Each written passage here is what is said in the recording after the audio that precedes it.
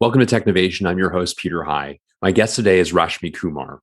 Rashmi is the Chief Information Officer of Hewlett Packard Enterprise, a multinational enterprise IT-focused company with revenues exceeding $27 billion annually.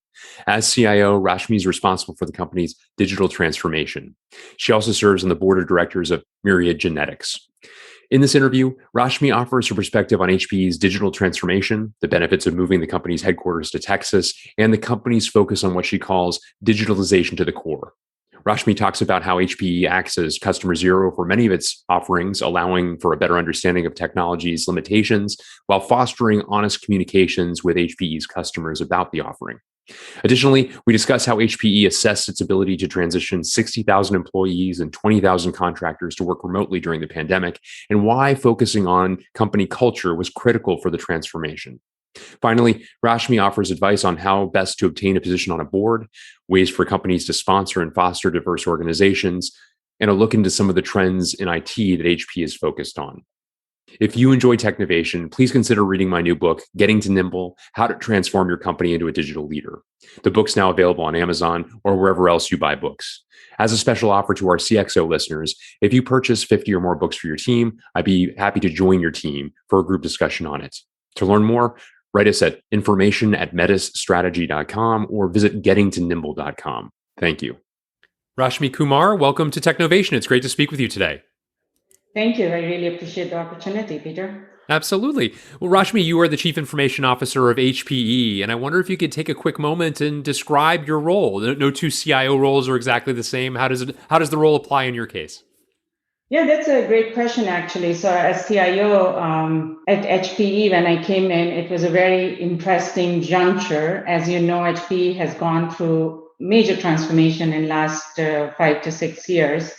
When I came in, we were just in the second year of our relationship with one of our providers, where we had decided to outsource majority of our IT support.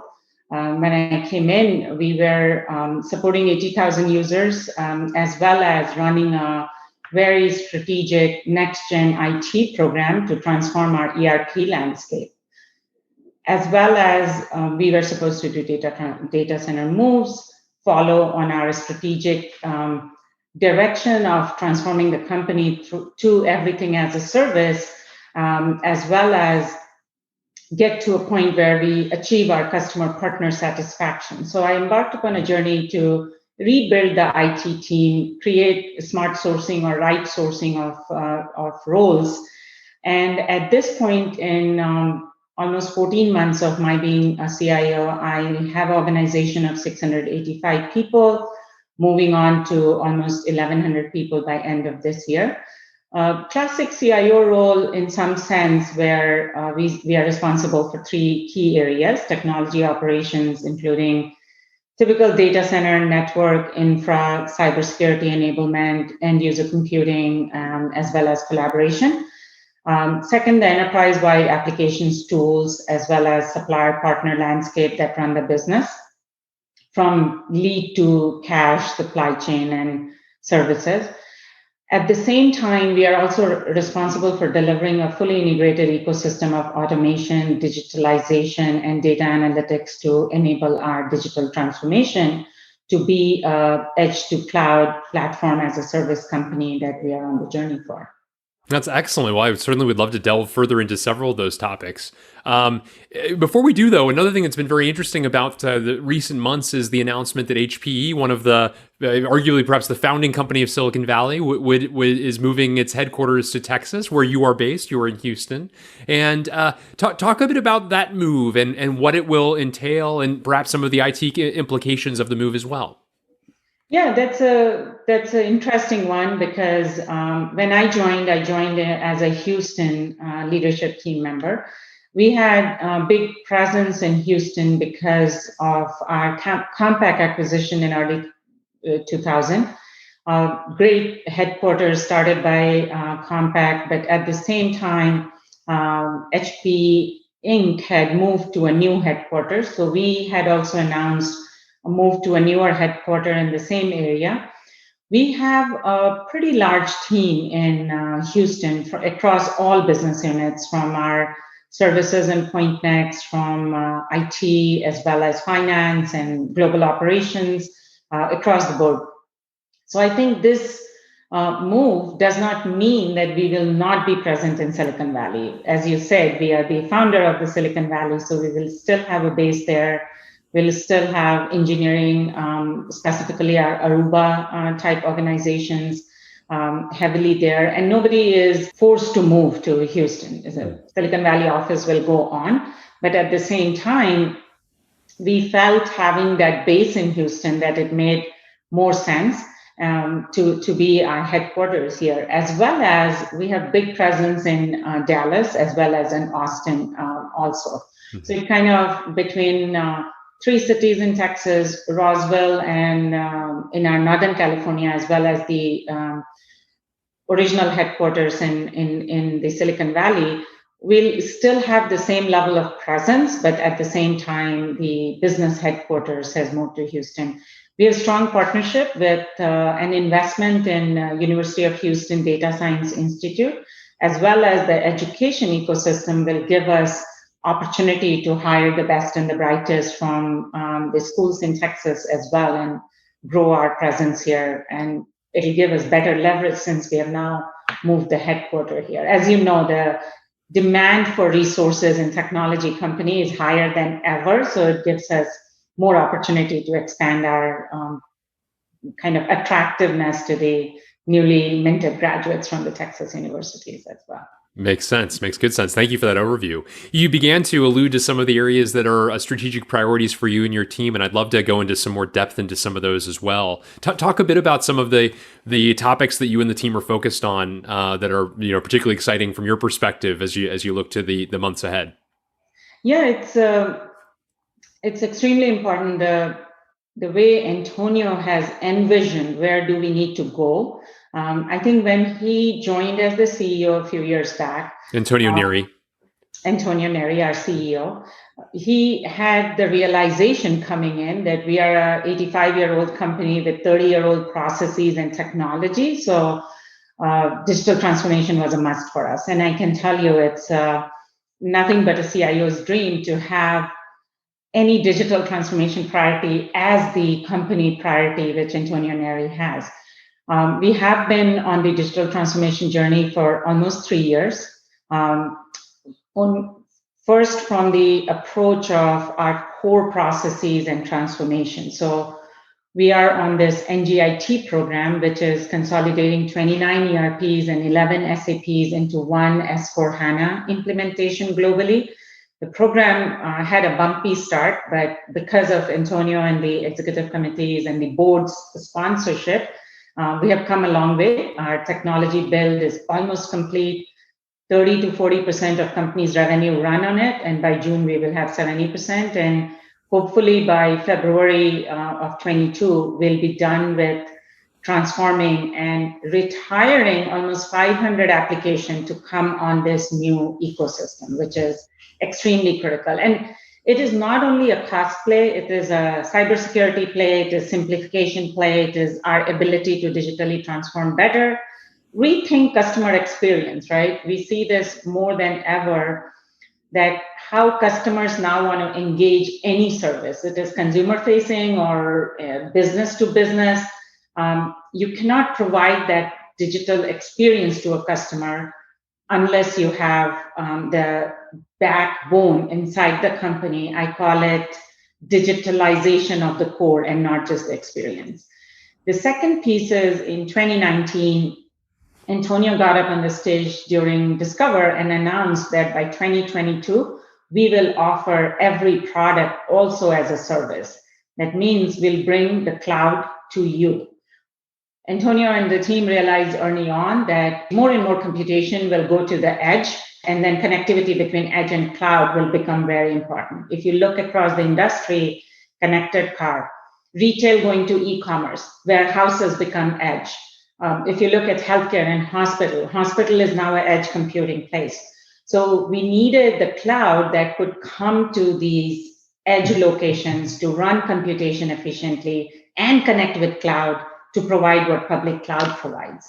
And this bet has proven very, very valuable. But as I said, This is a digital transformation in true sense, where we, still being a technology company, we are thinking differently around how do we convert from a physical product, which we once sold and came back 3 years later to refresh, versus continuous engagement with our customer and really understanding how they're interacting with our products and using it. It also meant huge transformation in the way we did quote to cash and customer engagement or partner engagement. So he challenged us, and I'm glad to report that we have delivered. We launched some of the as a service products last Discover. We are in the process of delivering a few again this Discover. So if you look at our Aruba ESP product, which is now as a service bandwidth availability or storage and compute, AI, ML ops, we are building superior technologies in that space, which now our customers can use as consumption basis versus buy capital and depreciate it over years. Very interesting, and you highlight how the transformation inherent in your answer, Rashmi, is there's a transformation happening within HPE that in many ways mirrors or perhaps even precedes the sorts of transformations the company may assist your customers with as well. And as so many of the company's customers are your peers and your peers' organizations as CIOs, as technology leaders and executives, talk a bit about the role you play in being an advocate as a peer advocate, as opposed to a salesperson on behalf of the company, on behalf of HPE. Yeah, so I think that is the part of the role that I enjoy most here. As you know, I've been in many different industries, from manufacturing to utilities to entertainment and healthcare.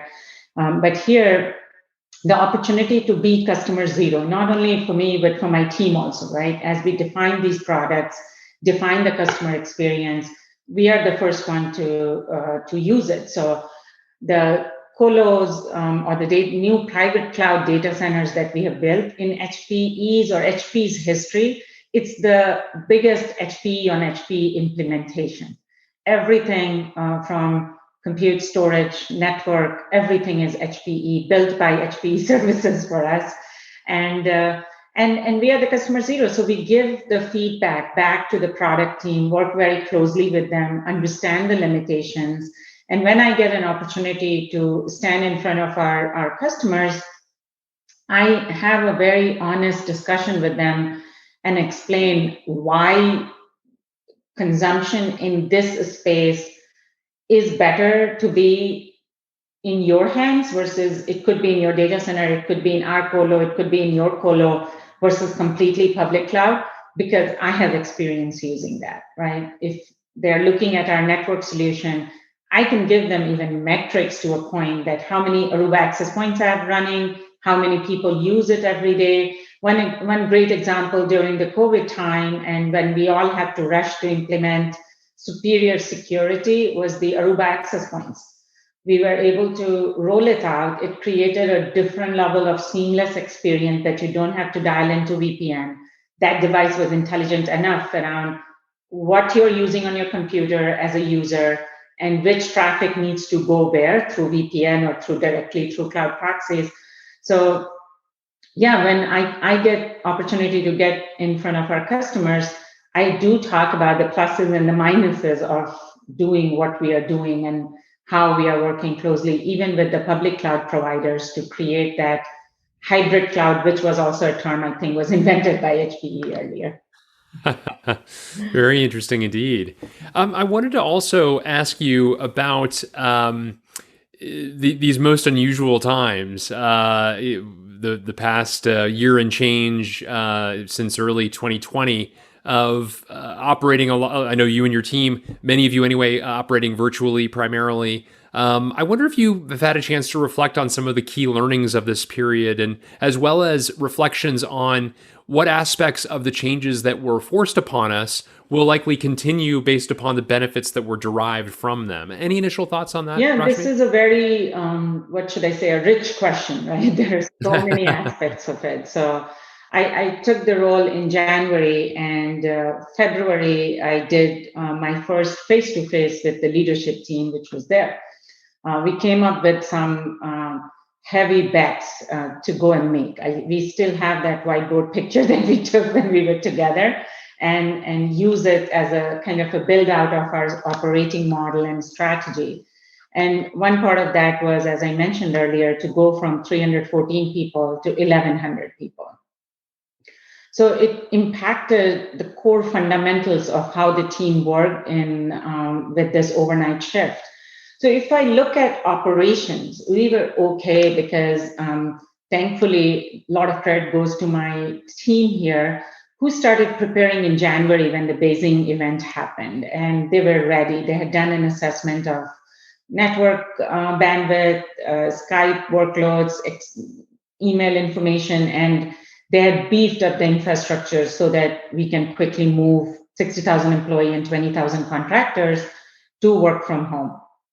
But at the same time, when I was doubling down on our recruiting and employee engagement efforts, we needed to think very, very differently. As I was hiring almost 800 people, this was my only opportunity to hit my passion, which is inclusion and diversity. So get the right set of people in the organization, but at the same time, follow through my commitment to that. As well as when I create an experience for the employee through the interviewing process, onboarding process, and then engagement process after they're here. It took a lot of effort from my team's perspective to ensure we are achieving those. So we started advertising on 35 different diversity groups across here in India and Ireland, where we were hiring, and making sure that we were holding our partners in recruiting very accountable to do that. But at the same time, I took it upon myself that I had an onboarding call every month by myself, and then bring in other leaders to do their level of onboarding call as well as the skip level engagement. Culture was really critical when we had folks who have been here a long time, who have been a couple of years, and now there are a lot of new people coming in. So we focused on that as well. And then the last but not the least piece is continuing with the transformation. We are a global company. We are interacting with thousands of people, tens of different partners, huge number of customers, to continue down this journey of transformation. And as we deploy different countries across EMEA and now North America, we have been able to create I would say, an ecosystem and a platform and an understanding where I would accept people are tired and worn out and burnout because of this virtual work, but we are still able to deliver on our program commitments of digital transformation. Very interesting indeed. Thank you for that overview. Another interesting development in your professional life over the course of the past year is you joined a board. You're a member of the board of Myriad Genetics, a biotech firm in the precision medicine space. Talk a bit about your pathway to board membership and some learnings from that experience, especially again now as a board member, primarily virtually, presumably so far. Yeah, thank you. That has been really an exciting part of my last year, to be honest, in light of everything that's happening across. So I would say around 4 or 5 years ago, I started thinking about this role, and primarily because of interactions with other CIOs, where they were either playing a role or they were thinking of getting a role in a board. A lot of camaraderie in the group of both female and male execs who have been able to get there. My biggest challenge was, I'll be very honest, it's not the qualification, it's not my ability to find a role or interview for it. It was primarily making time to even have a board bio and a resume which I can take out to somebody. And thank you to HPE, who sponsors a program called Ready Now, where our board members, as well as Antonio Neri himself, commits to meeting a small group of female executives in the company to give them training and awareness to groom themselves to be a board member. And that event enabled me to come up with a board bio and resume, which I shared with some of my mentors and sponsors, saying, hey, I'm here. I want to do this. Here is my resume and board bio. Please give me a feedback. And one thing led to other, and somebody did recommend me. I had to go through a very long and thorough interview process, but I'm fortunate to say that I did get this role last September. I would say that experience wise, I'm really amazed at the effort that the existing board, which was itself transforming, put in to bring me on board and a couple other folks, as well as, again, virtually give us an onboarding experience and bring us into the fold, because Myriad itself is going through a huge transformation. Again, we are focused on digital customer experience. So somebody like me is very valuable at the board level. And then everything that's happening from cyber and compliance perspective in the healthcare organization. But I'm very thankful to the chairperson of the board who took her time to give me feedback, to compliment me when I was doing right, and kind of bring me into the fold. I'm very excited, hopefully for June board meeting, we all will be vaccinated and I'll be able to meet with some of them in person. But at the same time, huge gratitude to my sponsors and mentors who helped me to get here. But biggest lessons learned is it'll not happen until we put ourselves out there, right? To tell people that we are interested, because then nobody knows that I have the qualification and the willingness to do something like this. Very interesting. Yeah, thank you. That's great advice. I wanted to ask you more generally speaking about your thoughts about women in technology. You obviously have been somebody who has successfully climbed the rungs towards executive leadership as a chief information officer of a major organization. What are some of your own thoughts as you reflect on your own journey and as you think about those to come behind you and sort of where things stand, how things have progressed from your perspective? Yeah, thank you. That's a very weighted question. Let me say this. So when I look at my own career, I grew up in a small town in India, and my family always believed in me. My mother, who I lost this last December to a fight with cancer, she had told me from the time I remember myself is that you will be a doctor and an engineer, right? So that kind of created this mindset that I can do what I want to do. It was maybe it was naive on my part, but it was a late realization of a glass ceiling because till then, whosoever I worked for, or the people who worked with, or the family across my in-laws as well as my own family, I was the star. I could do anything that I want to do. And I feel that's extremely, extremely important for either a female or male, right? To instill that confidence and the grit, right? Ability to take chances and risk, because you know you have the talent, even you might not have all the skills and competency to go figure it out. I personally feel that in this day and age, there's so much conversation around it. It is giving more people opportunity to see what's possible, and it's opening a ton of doors for them, for female engineers, for female talent, driving them towards a STEM or the technology career. We just need to be careful that this does not create the thinking around them that, oh, so many people are talking about it, that means it's very hard, right? Which is not true. But people who are young and naive, as I said, like me, we need to position this very carefully to say, it's about the talents, about the competency, and your willingness to go get something that you think you deserve, and also the understanding of what we deserve as a person.